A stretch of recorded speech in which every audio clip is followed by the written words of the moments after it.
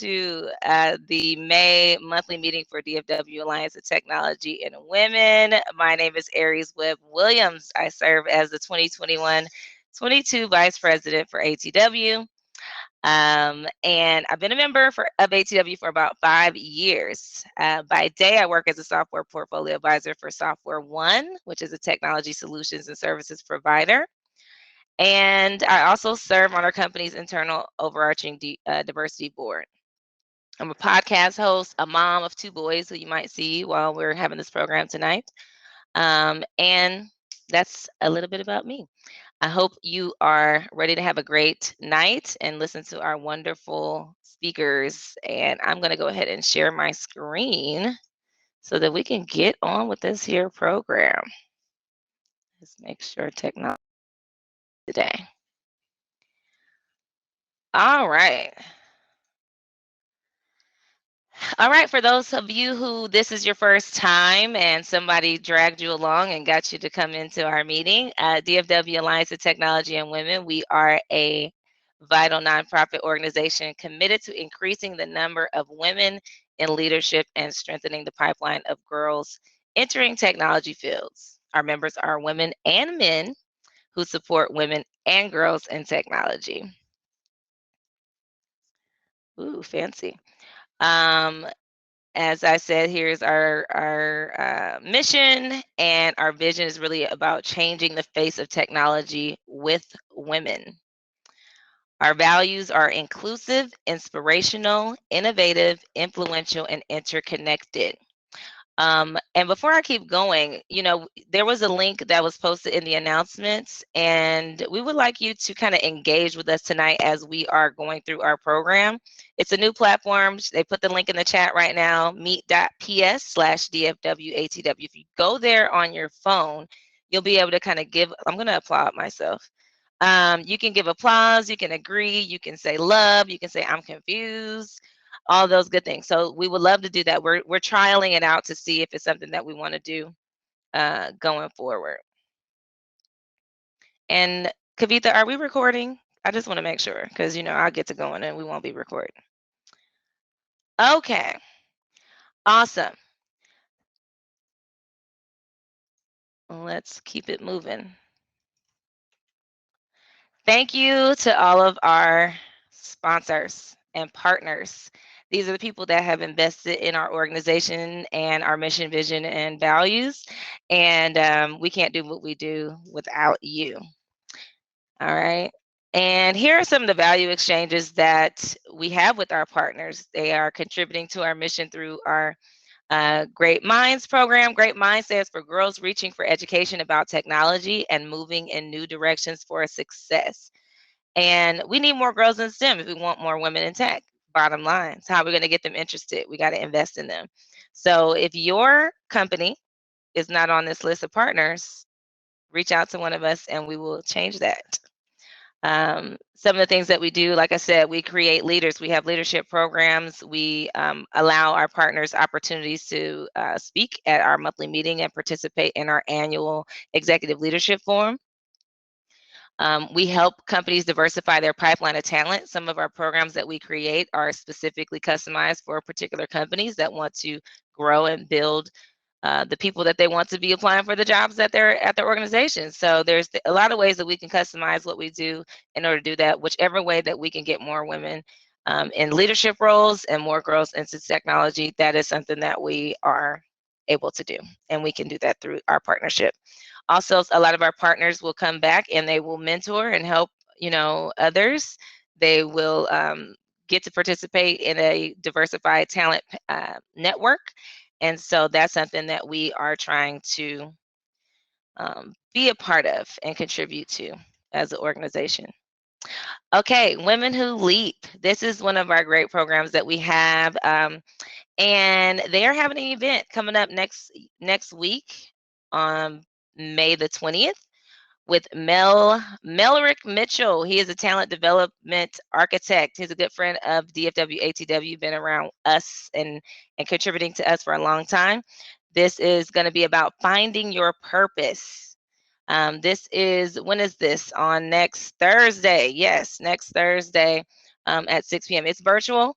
So go ahead and register at dfwatw.org.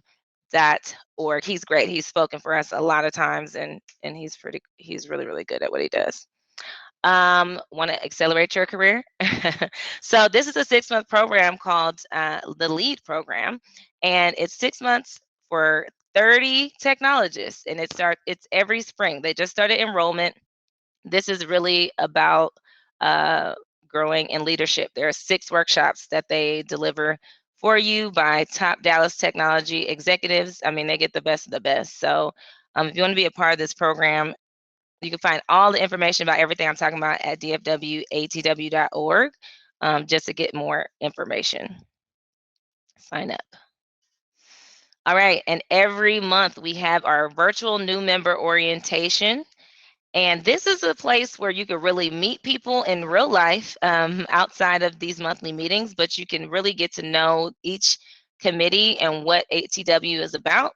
You get to meet some of the leaders of these, some of our directors, and some of the people that are leading these different missions and things that we're doing. But also, a lot of our partners join these. It's just a good networking opportunity as well. We've done a lot of things out of these virtual meetings. So please join us if you are a new member.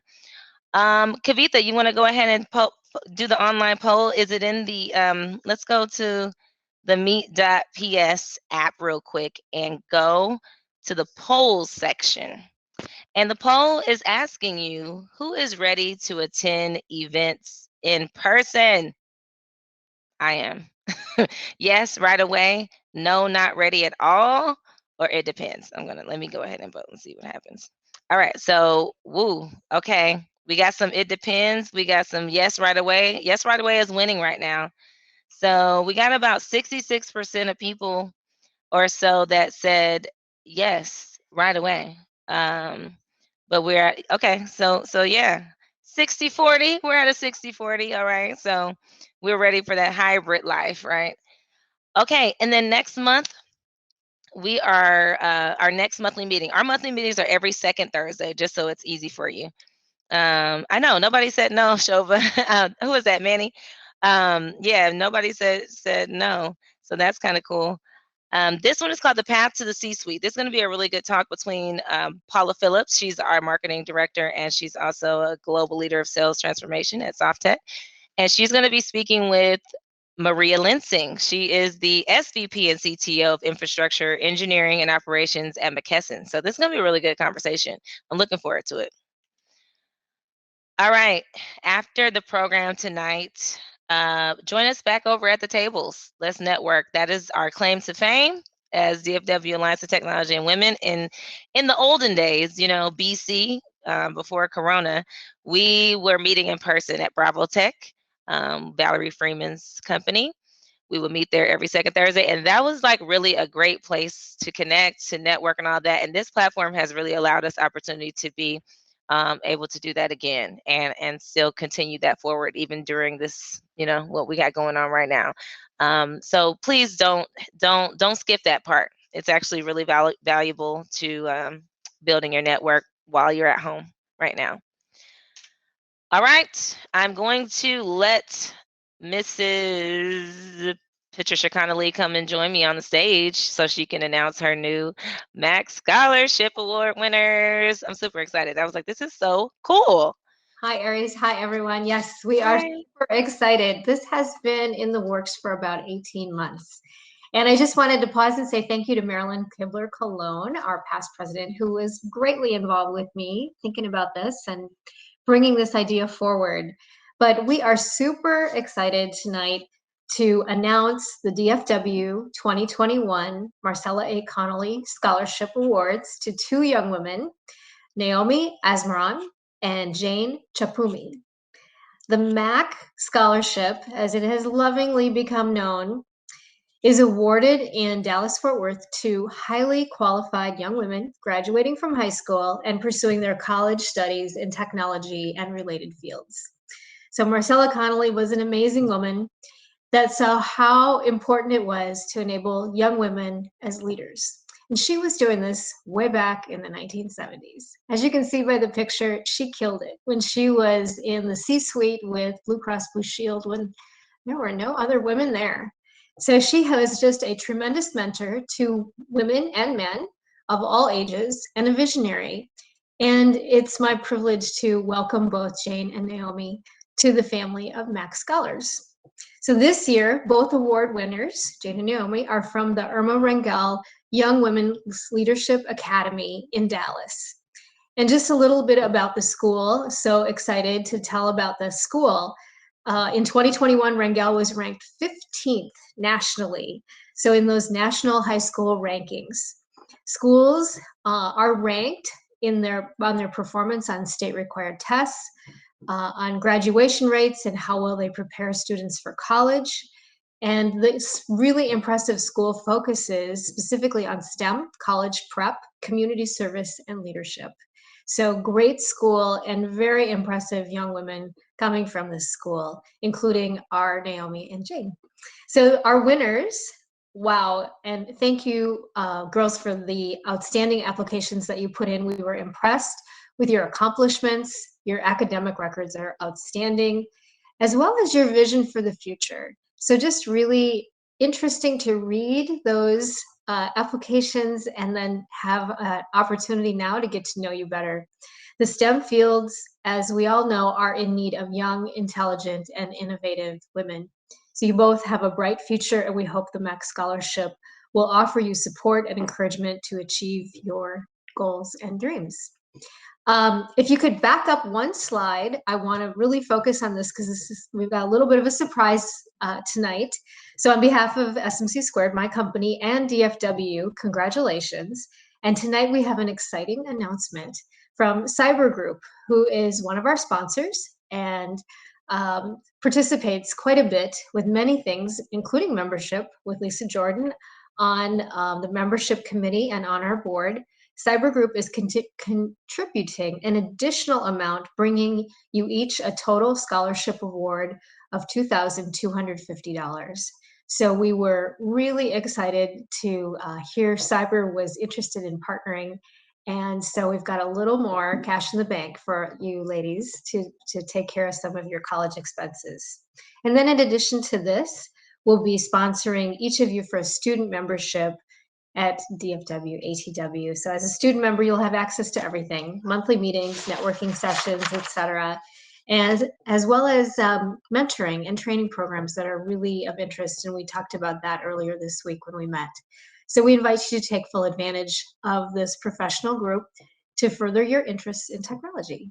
So it's my pleasure to introduce Jane Chipumi, and she is a graduating Rangel senior headed to the University of Rochester in computer science. So over to you, Jane.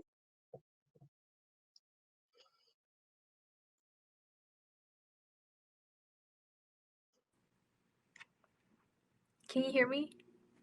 Yes, great. So, my name is Jane, and thank you so much for awarding me this scholarship. That extra surprise was really exciting. I did not expect that. So, a little bit about me is I became interested in computer science when I joined my school's robotics team during my sophomore year. Before that, I did not have any experience in coding, so I just learned throughout the years. And I just thought, you know what? I have an interest in this, so I want to major in it during college to explore more because, there are many internships and opportunities to take up. So I was so I wanted to be a part of that. Um, and currently, I am my school's chapter secretary for the National Honor Society. So during this year, I took minutes, was a part of the tutoring committee and our fundraising committee. So our tutoring committee focuses on tutoring young kids and our middle school and high school population in our school. So it could range from any subjects, any school subjects, or just like mentoring young kids. And since COVID-19 happened this past year, we've been finding ways to um, profit, I guess, like profit and donating money and helping out our local communities. COVID-19 relief packages were sent out as well. So those are like my two main organizations that I focus on during this, well, in my high school career. But thank you so much for awarding me this scholarship, and I'm looking forward to being part of this, well, membership and this organization. Thanks, Jane, and congratulations again. Just super excited for you. Thank you. Also, we want to welcome Max Scholar, Naomi Asmaram. Naomi is a graduating senior, also from Rangel, and she is also going to New York, except she is going to Rochester Institute of Technology, majoring in biomedical engineering. Congratulations, Naomi, and over to you.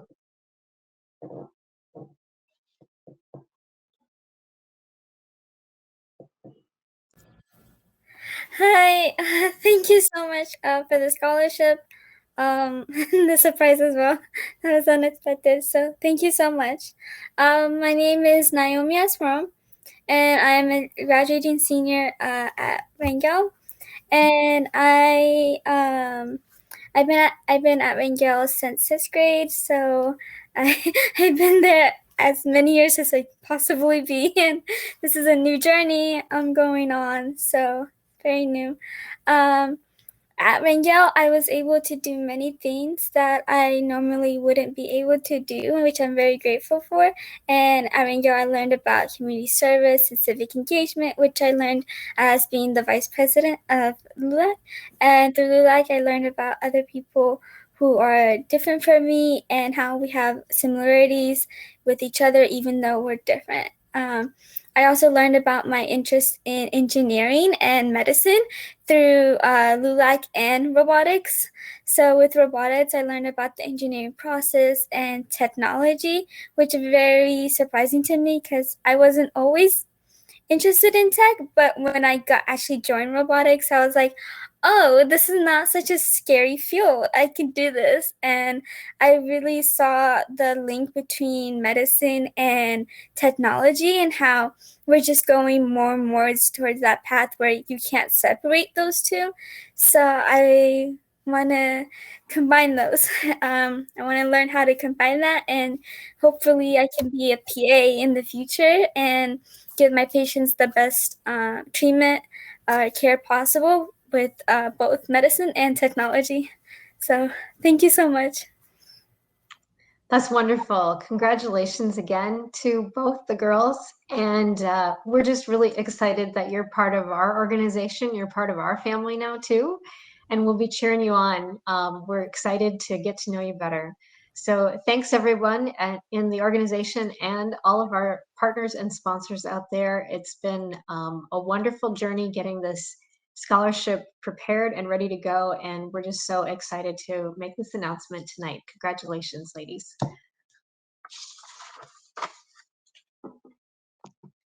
That is so awesome. I love it. I mean, I could only imagine being a student ready to go to school. All those dollars matter, okay? So I'm glad that the MAC award is there, the scholarship, and ATW and Cyber Group being amazing. Cyber Group is always amazing. So this is great. I love this is what it's all about, people. We're trying to do this. We want to get more girls into this field, so we got to help support them in some way, shape, or form. So all right, tonight we have our Communicating for Success, which is why you all are here. I'm going to go ahead and introduce our program's director, Jeannie Anarudan, and she is going to take it over. Come on, Jeannie. All right. Thank you, Miss Aries. Appreciate it. Congratulations, Jane and Naomi. Awesome. It was so nice to see those additional bucks in there too. So thanks to Cyber Group and Lisa for that. It gives me great pleasure to moderate this session today with these two awesome women on our panel. And Aries, if you can go to the next slide.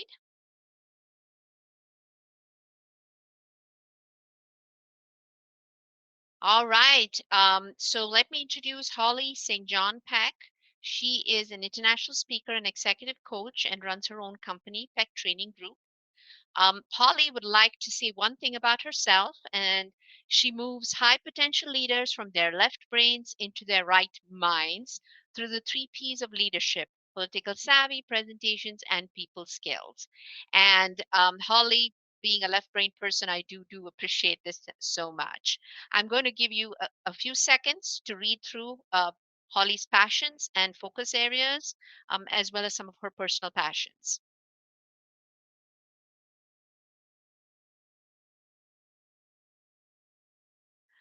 All right, let's move on to our next speaker, Aries. All right, our other speaker or panelist is Deepthi Padakanti. Deepthi is a transformation leader and D&I champion with Ericsson. She is a forward-thinking, passionate technology leader who questions the status quo, courageously breaks the mold, and boldly drives transformation for a desirable future. Deepthi has said a few words about herself, so I'm going to give you a minute to take a look at all her focus areas and her personal interests.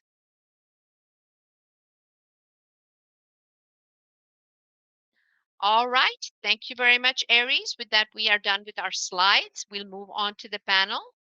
And let's go ahead and bring Holly on first. So we're going to do this a little bit differently this time. I'm going to bring Holly on stage. We're going to talk about some topics that Holly's going to give us her inputs and insights on. Then we're going to move on to Deepthi. And then we're finally going to bring both great ladies together for all your questions. So please go ahead and put your questions into the Q&A and keep giving us feedback on the chat and through the new polling tool.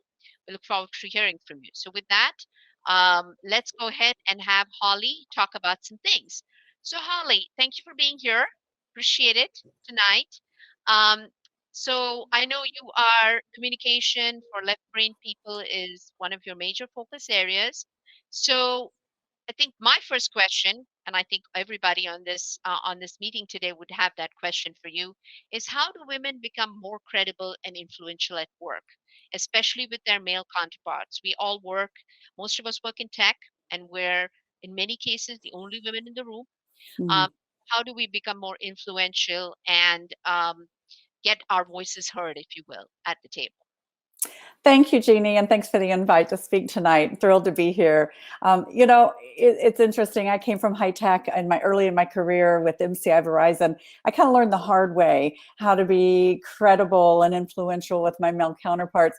And then as I got further in my career and I learned some of the tricks of the trade and some of the kind of life hacks as a woman leader, I got involved in learning and teaching and coaching around something called political pitfalls for women. And one of the biggest political pitfalls for women is losing through our language. We get in our own way. And when I coach people on these pitfalls, we talk about how we speak so we can be credible and influential. And there's 6 of them. So I'd love to just go through them quickly with you. The political pitfalls in losing through language, women, are number 1, self-deprecating. When we use words like sort of and kind of, and I could be wrong, but ... we tend to get those looks in the room like we're not very confident or credible in what we're saying. So more direct language and drop the tentative qualifiers before stating your belief. That's really important. Drop the sort ofs, drop the kind ofs, drop the maybes. A second pitfall in losing through language is criticism, how we deliver it. Men tend to give it straight with critical feedback. Women, on the other hand, tend to soften the blow. Now, I call this the Oreo cookie approach because an Oreo cookie, it's got 2 sides and a middle. Well, the middle cream center, that's the criticism. But women, we tend to put a bookend at the top and at the bottom of that critical feedback of really nice stuff. Now, what ends up happening is the direct criticism gets lost inside the cookie. So women, if you really want people to take you seriously when you're giving critical feedback, drop the 2 bookends of the Oreo, and deliver the developmental feedback. A third way we tend to lose through language is asking for directions. Now, let's just say your boss gave you directions on, or actually gave you a project or an initiative to take on. A woman compared to a man would tend to ask 20 questions about what the boss wants. Now, that tends to lessen credibility because it makes us look like we're unsure of what to do and how to do it. Men, on the other hand, tend to just run with the project. And if they mess something up, they learn from it and try again. So how would you change that behavior? Well, I'm going to suggest that you ask one open-ended question. When you get a huge project or an initiative and you're really a little bit nervous about doing it well, here's the question you ask. Open-ended, one question. What does success look like to you? You will get more information than you ever wanted with that one loaded, open-ended question. Try it, and you'll see what I mean. The fourth pitfall in losing through language, women, is negotiating. Men tend to state their needs right up front, but women tend to ask right up front, what do you think is fair? What is it you're looking for? Which may signal weakness and a lack of conviction or passion. So instead, what do? State your intention up front. What is it you want for a win-win solution? Then be assertive with your needs and your goals for the solution. Just a different approach. The fifth losing through language pitfall is use of humor. You know, men, they tend to diss each other and then they go have a beer and they're best friends. Women, we tend to make fun of ourselves. Can you imagine if another woman in a meeting called you out on something, making fun of you in front of your boss and your peers? Well, you know, we women, we know the real meaning of grudge. Am I right? Quite different in our approach. And then the last but not least, but one of the most important, is apologizing. Women, what are we sorry for? And that's a whole big topic. Back to you, Jeannie. All right. I love it. I've been writing notes like crazy over here. As you can tell, I've been writing away. But yeah, I love it. The Oreo, somebody made the comment in the chat and said it's also called a sandwich, you know, where you're, you know, saying good things in the front, good things at the back, and then in the middle you'd kind of put in that feedback and then it gets lost in the sandwich. Right. But that's great. That's great. Appreciate that, those six notes there. That's wonderful. I guess you just going into the apology aspect of it, which was your last number 6 point. They apologize too much for things that they shouldn't. What are your thoughts about that? I mean, how do you speak to a mistake? How do men speak to a mistake versus women? Can you kind of speak to that a little bit? Yeah, thank you, because I'd love to dive into this because it's a real prevalent issue. You know, Amy Poehler, the comedian, says it takes years as women to unlearn what you've been taught to be sorry for. Isn't that the truth? Yeah. There's even a song by Demi Lovato called Sorry Not Sorry that my 22-year-old daughter introduced me to. You know, why are we sorry? Well, here's the deal. You know, Psychology Today in 2015 wrote this amazing article on this about a topic that's plagued women for centuries and suggested that if you're over apologizing, ask yourself, are you avoiding criticism, judgment, disapproval? Is there some low self-esteem or maybe shame around something? Or have you simply bought into the nice girl syndrome based on your upbringing or culture? I know for me, being in the South, being from Texas, it's a strong syndrome to be the nice girl. Yeah, well, here's the problem with over apologizing women. It creates distance in your relationships because it starts sounding kind of rote or like an empty promise. It interrupts the normal flow of conversations because when you apologize, it tends to get the other person off track where they go, oh, don't worry about it. And then the conversation's over. So you don't want that because often you need to work through something in that discussion. The other problem with over apologizing is it tends to lead to less credibility. It's like the sky is falling. And when you do need to apologize, others may not believe you. You may have no credibility. They may think it's just this kind of nervous tick where you're just apologizing for everything and it's empty. So those are some of the problems with apologizing. And I do believe from a woman's standpoint, and then you layer on top of that the cultural differences of where women are from in the world, we're really sorry, right? Based on where we're from regionally or around the globe. And it is a gender thing because we're taught to be nice, and we're taught to accommodate, and we're taught to nurture, and we're taught to collaborate. But unfortunately, we're taught to be accountable for things we should not be. So let me just give you an idea here. If you want to stop apologizing, first of all, figure out how often you're doing by wearing a rubber band or a hair tie on your wrist. And every time you hear that phrase come out of your mouth, just pop yourself. You will be amazed at the redness on your wrist at the end of the day. I promise you. And I have an idea for you. One of the ways to stop doing it as quickly as possible, to stop apologizing for everything and everyone, when you get those emails at work and someone needs something from you, which is often, right? And you feel that sense of guilt, right, that we women feel because we're superwomen and we have to do it all perfectly. And you feel that sense of guilt and you apologize in that email. I'm sorry that I'm just now getting back to you because excuse, right? Instead of that, start your email with this phrase. It is powerful. Thanks for your patience in my reply. Period. And then move on with your business. Now, there's something magical that happens with that statement. One, your first statement is about them and their patience, which is a positive thing, not about you and you having issues with priority and time management. Do you see the difference? Yeah. Thank them. Go on with your business. Forget the excuses. Forget the apology. Try it. I promise you, you will get different responses and more influence with people.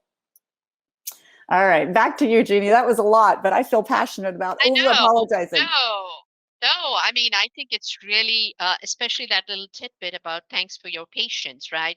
There have been so many people apologize for the delay, sorry for the delay. I mean, I hear it in meetings, I hear it in emails. It's constant, and it's Constant. mostly women, and it's mostly women. And it's really interesting to watch how it works with the men and the women in the room or on the phone these days. All right, so let's take the counter to that. Flip the coin here and talk about those assertive women who have been called witches with a capital B. And how do you avoid that? You got the apologizing, the sorry, and then you got the too assertive and Yes. he's a witch. Yes, I know it's a really good question because women have learned over time, especially over the last, 20, 30 years, when feminism came up, back in the 80s, I'm showing my age now, but back in the 80s when I was at MCI Verizon and I was trying to get ahead in my high-tech career, I thought that looking and acting like a man was going to get me there. And many women did. I was wearing the gray pinstripe suit by Norma Kamali with the huge shoulder pads. Do you remember that? Because we wanted to look male-like. Yeah. Well, I learned eventually I don't need to spin that pendulum too far the other way to succeed. I can be a woman and still get ahead without being aggressive. I can be assertive and feminine without being too masculine. So let me just say, as children, women get messages to be modest, to avoid self-promotion, to give away credit, and to defer their own recognition. So, it's, of course, if you learn to get ahead in your career, you're going to do the opposite of that and swing that pendulum the other way and be aggressive. And, case in point, Sheryl Sandberg, former CEO of Facebook, wrote a great book called Lean In. And she talked about a study that likability and success are correlated to men or for men. But success for women is correlated with being less liked. So women who are invested in being liked may end up being ambivalent about advancement and miss out on promotions. So what do? Well, to get ahead and avoid negative perceptions of being too aggressive and that witch with a capital B, we have to balance soft with strong. Well, there was a great example of Carly Fiorina, the past political candidate, formerly with HP and Dell. Some of my Dell clients worked with her. I heard some really great stories. One of the stories I heard about Carly balancing soft and strong, I thought was quite cool. When she'd get into a big discussion or negotiation or tough conversation with anyone at work, and she was assertive. She realized after the fact that she needed to balance that strength with something soft. She didn't want to give up her feminine characteristics that worked for her. So what she would do is send flowers and a handwritten thank you note to the person that she thought might have felt she was too assertive. Now, who does that anymore, right? Well, and I can tell you, a woman's going to be more likely to do something like that than a man, because that's a softer approach. So it worked for her. Her credibility and her influence went way up, and she was not called that witch with a capital B. Now, you don't have to send flowers and write handwritten thank you notes to see that softer side of Sears. Do you remember that promotional commercial on TV? Because Sears really needed to reinvent itself with soft home furnishings, right? And linens and bath towels. So it was called the softer side of Sears. So I always say, you don't always have to be the softer side of Sears, but if you want to balance soft with strong, here's a couple of tips. Use assertive language like, I believe, ... in my experience, ... Not things like, I think we should probably do, or I feel, or maybe. Yeah, I believe. Show your conviction, show your passion. Now, how do you balance it with soft? Your tone of voice and your facial expression. If you work with your tone of voice and your face to balance the assertive words, it's amazing the influence that you have, especially with your male counterparts. Another way to balance soft and strong is use intention statements. So before you state your views, like, I believe that we should do this with our customer because last time they got mad and blah, blah, blah. Before you even go down that path, state an intention statement, which is a bit softer. It sounds like this. In order for us to have a win-win solution to this customer problem, I'd like to throw out to you what I believe. I believe the solution is. Now, did you hear the difference? I threw out an intention statement first before I dove into my passionate conviction views about how to resolve this customer solution, this problem. So that's called an intention statement. It works really well to balance soft and strong. Another thing you can do is ask for favors directly but nicely. It takes a village at work to get things done, right? But you got to ask people for help. And women, we always feel like we have to do it all and we have to be self-sufficient. You don't. Ask people for favors. And by the way, there's a psychology study that shows even if you ask an associate or an acquaintance for a favor and they don't know you well, their psychology says, if they're asking me, I must like them. I will do this for them. It's a weird thing that happens. So don't be afraid to ask people that aren't your best friends. Go ahead and ask away. And last but not least, develop and practice your elevator pitch. Show your value when you network with purpose by giving people a 30-second value proposition of why you are valuable in your organization so that you're a known quantity. All right, so those are a lot of ideas for you. I hope I didn't go over time, Jeannie, but those are some great ideas for how to balance soft and strong so that you're not that witch with a capital B, but you're an assertive, effective woman leader. Back to you. Absolutely, absolutely, Holly. So many things I could relate to, including the shoulder pads. I still have an old jacket in my closet with shoulder pads, believe it or not. Right? And I love the color. I love the color. I love the way it looks. But every time I wear it, I'm like, ooh, it's crazy. I'm going to wear it to one of the ATW meetings. You should. I want to see it. All right. Thank you, Holly. All right. So now we're going to bring on our next speaker, Deepthi. And by the way, please do continue bringing the questions in. We're going to handle them at the end. So we appreciate your patience, but keep bringing them on and we will get to as many as we can. And vote for them in the Q&A section so your questions will go up. All right. So let me move over to Deepthi. Deepthi, if you want to turn on your camera and microphone. All right. Hello. All right, so Deepthi, let's move on. Holly's brought up so many interesting things. So I'd like to kind of put a different lens on this and talk about the cultural aspect of some of the communication challenges that we face and communicating for success in a multicultural environment. So as women in a leadership position at a technology company, especially a younger woman, we sometimes feel the imposter syndrome. And trust me, I'm not younger, but I do feel it. This may come through in our communications. How do you deal with that in the corporate world? How do you handle yourself? Yeah, I want to start off by saying thank you for having me here. It's such a privilege. I'm really passionate about women in tech and girls in STEM. So congratulations to the amazing two women there. And it's great to see the chat box of all the amazing people in tech. And we need both men and women for all of us to continue our journey in tech. So thank you for having me. Such a wealth of wisdom there. I was taking notes as well when Holly was talking. Just so many great insights and tips from Holly. When it comes to imposter syndrome, I'd like to take a two-pronged approach. I'll share my personal experience and then my thoughts around how to go about it. For my personal life, I draw a lot of empowerment from different sources. So one of the biggest sources is my dad. He's always, because of cultural nuances, my parents have gotten comments like, "Oh, you just have two daughters and no sons." And I was born in India and raised in Ethiopia. And so my parents would always respond to that by saying, "My daughters are my sons." And it was such an empowerment, just to hear that growing up. And I think, I was reflecting back on how do I feel and how do I deal with imposter syndrome. And I translate that into workplace as well. And the way I translate that is don't let the world dictate what you should be doing, who you should be, and what you should or should not be doing. It's kind of like what Holly said, right? Just don't let the environment dictate it for you.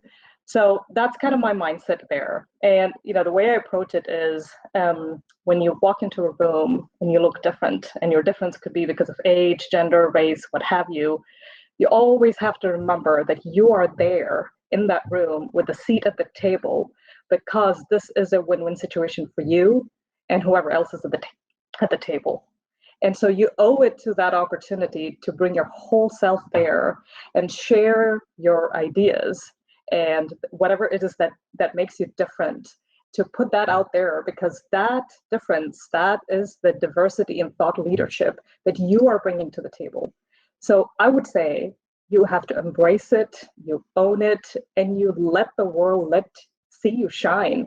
And don't kind of cover that, and don't let external factors determine what you should or shouldn't be, which we term as imposter syndrome. So that's kind of my take there, And I'm not saying I don't experience it. So the way I deal with it, one of the ways I deal with it is I draw positivity from, for instance, the decision makers, whether it was an interview, whether it was a panel, my well-wishers, my mentors, my family, my supporters, and I say, and I think, and I go back and think to what were some of the things they said to me, like a whole bunch of people today said, "You're going to rock this."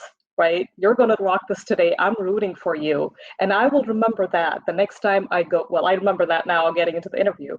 Into the panel here. But the next time I go into an interview, I'm going to remember that. I'm going to remember what told me, what my mother told me, what my friend told me, and I'm going to from that and not pay attention to the rest of the world and the detractors, because it's not worth it.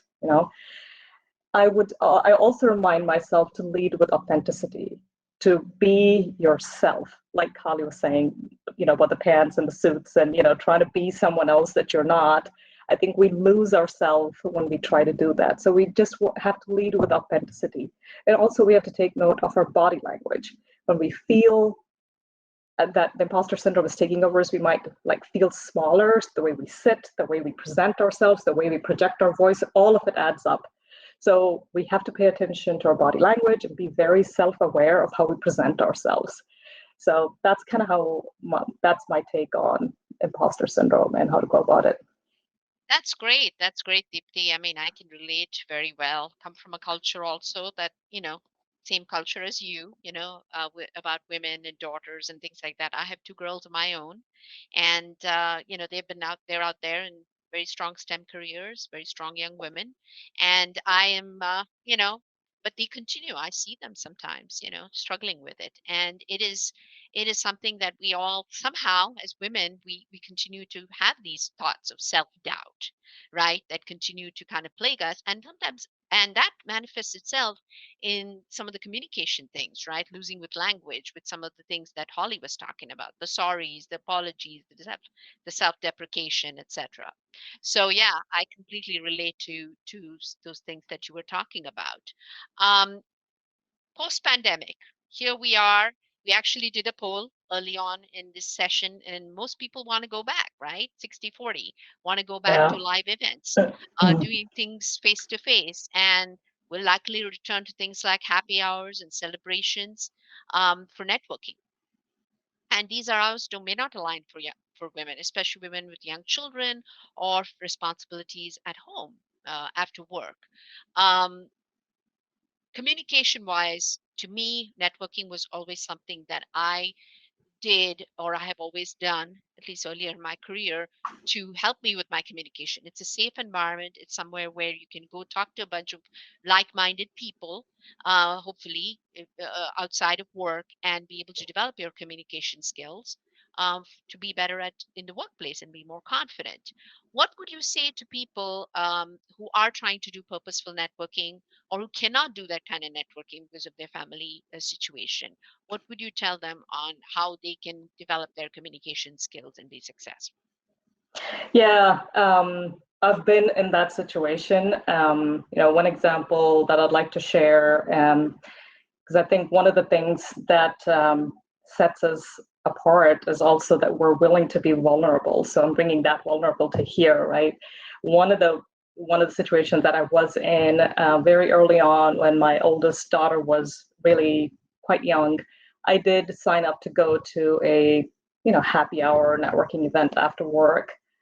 And I realized, and had made all the arrangements at home. She was well taken care of, I had none of that. But I really didn't enjoy my time there because my heart was at home. My heart was somewhere else. And then because of that, what happened is I didn't have the social energy to expend to meet. I sat at the table where I was very comfortable at. I sat at the table where I hang out, it was the same people that I would hang out with all day at work because it was comfortable. You didn't have to, I didn't need extra energy to introduce myself and do the elevator pitch or any of that, right? And then I asked myself, what was the point? What was the point of that? If it was about networking, I really didn't accomplish that. Did I have a good time? My heart was somewhere else. I decided that I will go to a networking event only when it holds value to me and if it speaks to me. So I've changed my approach towards networking since. I have two daughters now, and they're both still relatively young. They're 5, 8 years old. So the way I approach it now is, I think you mentioned, it's like that purposeful networking. A lot of the times, I think that women are really good with time management. So what we need to do here is to leverage that skill, right? It goes back to, what do we bring to the table? One of the things that we do bring to the table, one of the things that we're really good at, that we should be leveraging, is our ability to hone into our organizational skills and our time management skills. And then we build in networking within the hours that best suit us. So I've met with people, my own mentors, my mentees, or people that I would like to network with and get to know them and their organization, what they do and what their plans are for the year or, for the next 5 years. I meet them over coffee. I meet them over lunch. I've met them over breakfast. I've even done walk-in talks because, depending on who you're meeting, some of them, they're more active. So you say, hey, how about I walk with you? How about a 15-minute walk around? We have a little pond at the workplace. Can we walk around that? Can we just talk, right? So we integrate that into our work day and make it that purposeful networking by best using the skills that we already have in our toolbox. So that's kind of how my take is. And there was this other, really great role model I look up to, and she recommended that on any given week, you want to go back and reflect on your calendar, your work calendar, and say, are you allocating at least 10% of your time, or at least 10% of your time, 5 to 10% of your time towards networking? And that was an eye-opener for me, because 10% off the time, percentage-wise isn't much, but number of hours-wise is quite significant. And then I went back to my calendar and I said, no, but it's always back in my mind now that I have that number in my head on, okay, this is what I should be thinking about, right? So. That's an excellent point, Deepthi. You know, during this last year, obviously it's been very hard to network, right? Because you just can't do the face-to-face. People are not meeting for lunches and coffees and going to work and doing the events like ATW was doing in person. So I used to put video calls on my calendar. I'm still doing it with some people in the middle of the day at lunchtime, and at least 30 minutes, let's catch up. What's going on with you? How are things going? You know, are you doing okay? Because this is a very hard time for people. Yes. Are you doing okay? That kind of thing. I even had one this afternoon at 3 p.m. because the person couldn't meet, and I said, "We'll just talk at 3 o'clock." And it was great catching up with somebody who I would have had lunch or coffee with in normal circumstances. But it is coming back. So that is good. Yeah, I'd like to say a little on that, Janie. I think I actually found that during the pandemic, where everybody was virtual and working from home, it was actually much easier to do the virtual coffee chats than it was in person. Because now you're going from one meeting to the other, but there is no walking time between meetings, so nobody's running late. Or if they are, they'll tell you right away, "Hey, I'm wrapping up. I'll be right there." And you have direct access to their calendar. Every conversation is now a meeting, so you can see on anyone's calendar what their availability is. I've had so much more success with virtual networking and catching up and reaching out through the pandemic, because I feel like everybody's on the same level playing field, and and when they accept the invite, it's a commitment. Now it's on their calendar, right? So I just want to add that there. Yeah, absolutely. I think it has been easier. And I think we're getting some folks in the chat as well talking about how men have also been able to, demonstrate family time. Because in the past, right, if you were on a video call, well, you didn't do video calls, but you were on a video call, the dog, the kid, the delivery guy, I mean, you name it, right? I mean, none of that was acceptable, right? Men went in and that was it. But now, you hear the dog barking, you hear the kid coming in to the room. That's a guy or a woman, right? It's the same thing. So it's interesting. All right. So my last question to you is around conflict resolution as you communicate. How do you do that? What is your style? What works for you? Yeah, I think leading with empathy, and leveraging our EQ. There's studies that that put categories of people and where EQ lies, and I think leveraging our inherent EQ. There's certain things that we catch very quickly: body language, posture, the slight smile, the small grin, the small frown. Well, a funny example would be me and my husband, we're talking about, or we're even watching a TV show. And I'd be like, "Did you catch that?" Like if it's one of those suspense kind of, and then I'd be like, "Did you catch that? The person stood like this or did like that or did like this." And my husband's like, "What? Where?" Right? So I think we just have the ability and just the filters, and we tune into certain things. So leading with empathy, leveraging our EQ, and inherently understanding what drives and motivates people. And there's so many different ways to categorize personality types. Pick your favorite, and then try to understand which type of personality whichever model you want to pick, right? And then try to understand what drives them, what motivates them. How do they like to approach things? How do they like to connect with people? Are they introverts? Are they extroverts? Whatever other categories that we want to look at.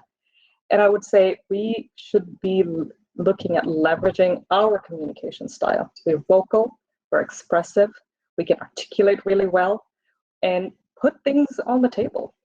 Conflicts are differences of opinion. And in a professional environment, people are respectful, they stay professional, no one's going to, hit you with a stick or something, right? So put it all on the table and approach it with that professionalism and with the respect, and keep the emotion out of it, keep it all factual, and lead with empathy. And I think we can resolve anything that is at the table at the point. That's my take on that. Okay. All right. Yep. I kind of agree with that. And I also kind of bring back, when we were talking about conflict, something that Holly said, which was basically the guys will have a debate, a discussion, Right. a disagreement, and then they'll go off and get a drink together or go play golf together. Whereas women will be going, oh my God, imagine he said that or she said that. And then it'll just keep, playing in our minds and overly analyzing things to the point that we drive ourselves to distraction, right? I mean, it's just the way it is. I know I do that sometimes. All right. So anyway, we are done with our regular questions. I know we have a couple of questions from the audience. Thank you, Deepthi. Holly, if you want to turn your camera and mic back on. All right. Very nice. Very nice. So we have one question for attendees. Please continue to put your questions in the Q&A. We have about 5 minutes that we can cover with your questions. So feel free to add more. So one question for you, Holly. What do you do when you have women leaders who avoid giving you feedback and shore you up, but ignore you and sideline your initiatives? Oh, that's a tough one, right? Because you assume as a woman that another woman would be taking care of you, right? And taking you under her wing and mentoring you. But that doesn't always happen. It may depend on that person's style. Maybe she is conflict averse and doesn't want to upset you because we're nice, right? So as someone on the receiving end, or not receiving in this case, the feedback, I'd say 3 things. 1, be completely proactive in approaching her and asking for feedback. Don't wait around for it because you may never get it. And it's only going to hurt you in the end because your boss isn't listening to you or taking you into these new great projects or initiatives. So ask for it and set up something regular as a feedback loop. Maybe it's once a week, once a month. Ask her if you can do that so it's a regularly scheduled thing. Secondly, make it safe for her to give you critical feedback. And you can do that by saying things like, I really appreciate your feedback. I really respect you and your leadership style. I'd really like to learn from you. So make it safe for her to give you that feedback.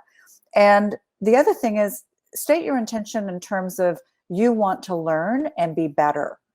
And so feedback is a mechanism for learning and being better. It's all about continuous improvement. So if you state your intention, it's another way to make it safe for that leader to give you really critical feedback. All right. Well, hopefully that answered your question, Mani. Maybe you can take a few tips here and apply them when you get back in tomorrow or Monday. All right. Well, I think we have one more question. For Deepthi. Yeah, question for Deepthi. Thank you for bringing a personal touch to the discussion. How do you bring in work-life balance in your day-to-day life? And what do you do to unwind? There are 2 questions, I guess. 2 questions there. Yes. Work-life balance and day-to-day life. I think if you asked me this question before I had kids, I would have had a different answer. If you asked me when my kids were little, I would have had a different answer. Today, my answer is you cannot pour from an empty pot. So it is very important to the self-care, I think, through the pandemic for everyone has become even more critical and even more important. I think for those of us that are wearing multiple hats and where we have to expend our energy in the multiple roles that we play, I've realized that burnout is not glorious. It's not a crown that you wear on your hat. No, there's no trophies or awards for that. And like Holly said, Superwoman is really not a badge of honor.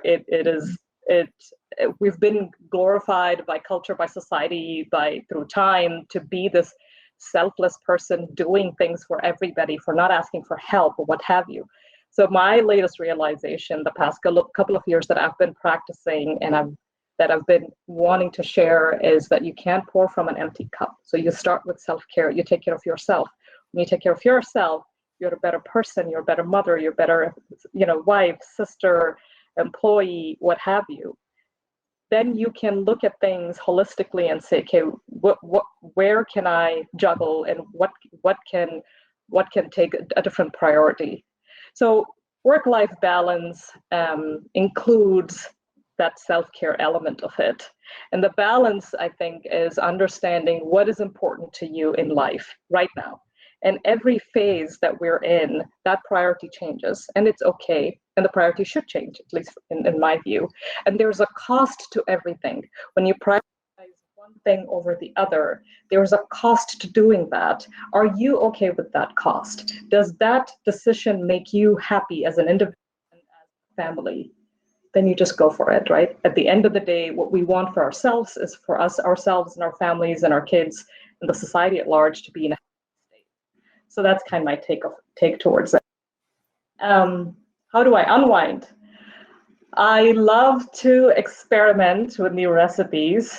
That's my thing. So every week, I try to experiment with at least one new recipe, and this could be a recipe from anywhere across the globe, as long as I get the ingredients and it's it's not something that takes too long. And it gives me such joy in creating in exploring this culinary landscape and elements and pieces of it that I have not done before.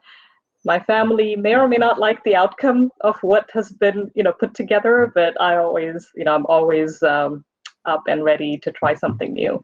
So I think that element of experimenting and trying new flavors and textures and ingredients and what have you to come up with something, that's kind of my go-to. The other thing we do as a family is we like to spend time outdoors. So we got this app where it's really cool and it tells you where the nearest hiking trails are. So, and it'll tell you if it's shaded or paved or if it's, or if it's natural and how long it is and all of that, if pets are allowed or not. So it kind of really helps us to gauge if it's something that we can go as a family, because, young kids, they can go 10 miles long.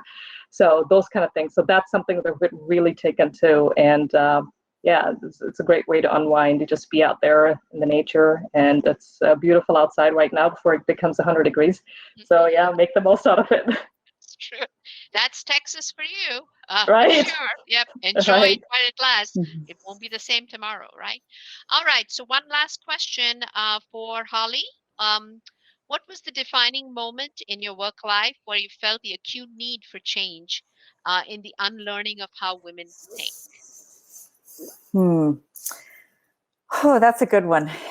I think it must have been when I remember my late husband saying to me about halfway through my career, maybe a little earlier, that he wondered if my career was a hobby.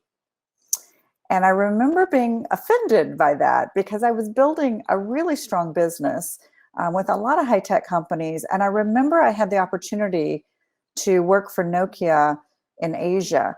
And it was this really cool opportunity. And I came to him and I said, this is a kind of an opportunity of a lifetime. My business is strong. I want to do this job in Asia. It's a really cool thing. And I think the evidence of my career being a serious profession is this. Wouldn't you agree? And he said, yes, go for the 10 days, 14 days. I'll take care of the kids. And do you know, at that moment, he decided he would switch his career up at Cisco. He took a different job so he could work from home halfway, 2 or 3 days a week, which that was, 15 years ago. That wasn't a big deal back then. It wasn't common. And that's when I think I realized part of how I speak and act about my own career and the value of me and my profession is reflected back to me from others. So I started acting and speaking with much more power and passion around what I do for a living. I think that was the moment it changed. Wow, that is very powerful. Very, very powerful story. Thank you for sharing, Holly. All right, we are out of time. Thank you, ladies, Deepthi, Holly, for an awesome session. I have thoroughly enjoyed it, and I've got lots of notes that I took down. So I'll be going back and reflecting on some things, and I'm definitely learning some things here. So thank you so much. And with that, we will go ahead and turn off our cameras and microphones and let Aries come back on. Thank you, Thank ladies. you. Thank you. Have a great Bye, evening. Bye-bye. ladies. It was so amazing. This was a very rich and just amazing talk. I mean, it was everything. It was everything that I wanted. So thank you all so much for that. All those tips. I mean, I learned that stuff the hard way. There's also another book that I thought of while Holly was talking too. It's called Fierce Conversations by Susan Scott. Achieving success at work and in life, one conversation at a time. That is a really good one. It talks about controlling emotions. It's a lot of stuff in there, but it's really good. So I would recommend that to everybody if you're interested in this kind of stuff. And Deep mentioned networking, and it is so important. You have an opportunity to get some of that networking in for the next 30 minutes, so don't miss out on that. As soon as this is over, we're going to head back to the tables, and we're going to go ahead and meet some people. But I did want to make a quick announcement. I want to share this because it is next week. I don't have my calendar up. I think it's on Wednesday. Let me just share really quick. We're having an informational session for a program called Ignite. There it is. Okay, and this is a virtual open house. They're going to be doing Q&A, but this is super cool for if anybody that you know that is in transition or they are coming back into the workplace and they want to get upskilled. This is a pretty awesome program. Salesforce, our partner, they are going to be doing instructor-led certification training. This is, you're going to be spending thousands of dollars to do that on your own. It's not going to be that with ATW, especially if you're a member. They're going to also be doing leadership skilling. They're going to be talking about resume prep. Literally, I just paid $475 to get my resume, my LinkedIn and stuff updated. So this stuff is worth the dollars, and it's not going to even cost a fraction of that. And then a job fair at the end. So if you're interested or you know someone that is in transition, please invite them to join us at this informational virtual open house where Salesforce, they'll be there. All the other leaders will be there. They'll be talking about what's going to be going on in this program. So you'll get to learn a little bit about that. Let's see. Oh, yes. And don't forget, before you leave tonight, make sure you connect with people. Connect on LinkedIn, post your LinkedIns, get connected, meet people, all that good stuff. Okay. What was my other announcement? Don't forget, next month, June 10th, we will be joined by our very own Paula Phillips, moderating and having a conversation with our special guest, Maria Linsing of McKesson. So make sure you register for that. Don't forget the LEAD program. We have so many programs at ATW. Just go to dfwatw.org, check out the website, get all the information that you can about everything that we are doing, and we will see you then. All right, we are done, and we will see y'all back on the floor.